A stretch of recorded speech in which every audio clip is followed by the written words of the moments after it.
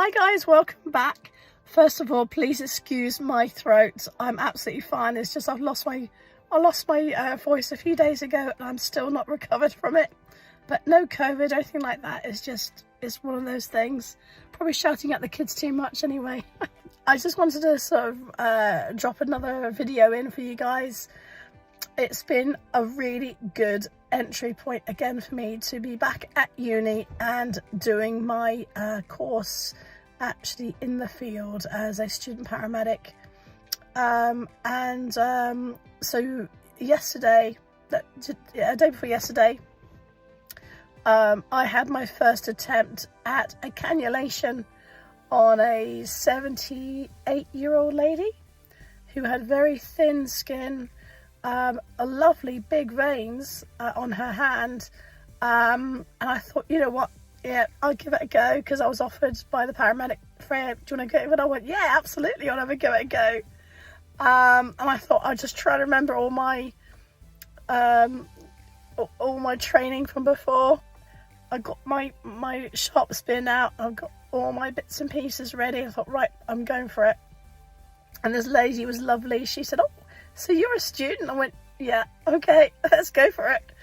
And I just touched the skin. I thought I just touched the skin with the needle, and I left it in, and I thought, oh, is it gone in? And then all of a sudden I just saw this sort of lump appear around where my cannula had inserted, and it was blown. So what happened was I either nicked the vein at the wrong place on the edge and it's bleeding out to the side, or I've gone through it because it's, you know, but yeah, first cannula try and failed.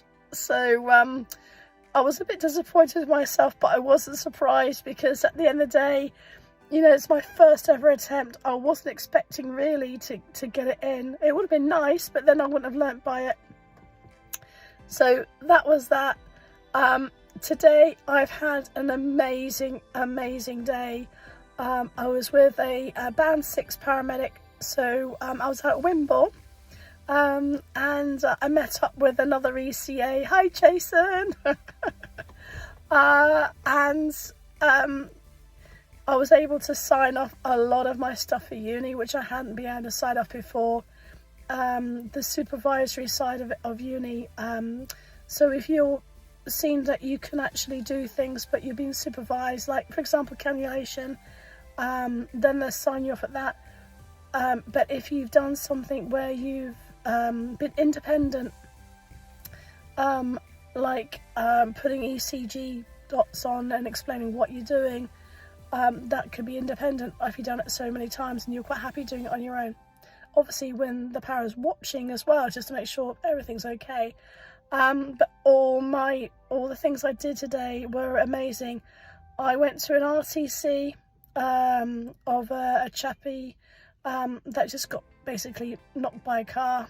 Absolutely fine, no problems. However, I went through my clinical guidelines and I thought, you know what, I'm going to take you into hospital just to make sure that you haven't got a small bleed which is progressing.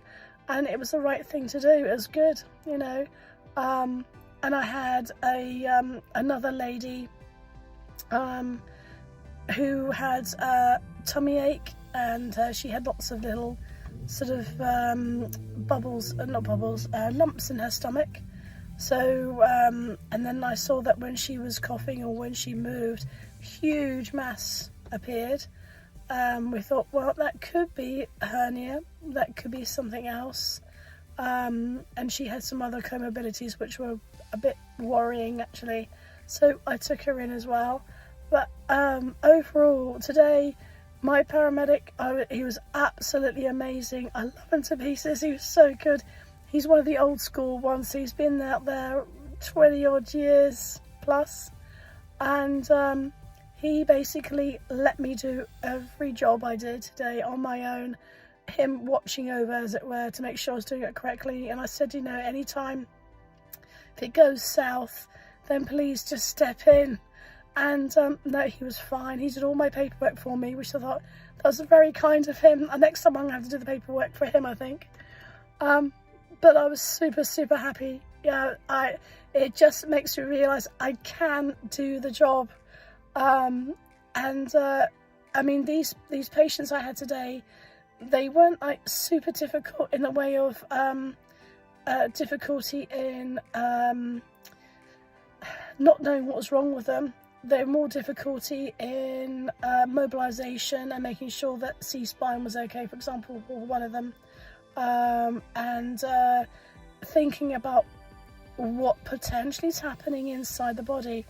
Now, it just happens that at the moment at my uni, I am doing an assignment on trauma, and it was, I think we had 2 traumas today, you know, with the RTC and another one, I can't remember what the other one is now, and it was making me go through all the possibilities, what's going inside the body. So with the energy connection, if you get hit by a car or a car hits another car, that sort of thing, energy has to get transferred through that vehicle eventually into the human body. And I was remembering this from my uni training.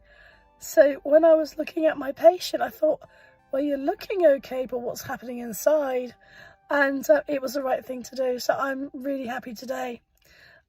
So tomorrow I've got study leave, which is a new thing I believe they're doing now. That gives us a day of study at home, or you can go into work if you wanted to do it, if you wanted to. So that's really good because I've got a lot of paperwork to do today for tomorrow. And yeah, so I'm really happy. I'm going to be working out of Wimborne, I think, the next couple of weeks. So yeah, stay with me and let's see what happens. So thanks again for following. You take care, stay safe, and I'll see you next time. Bye bye for now.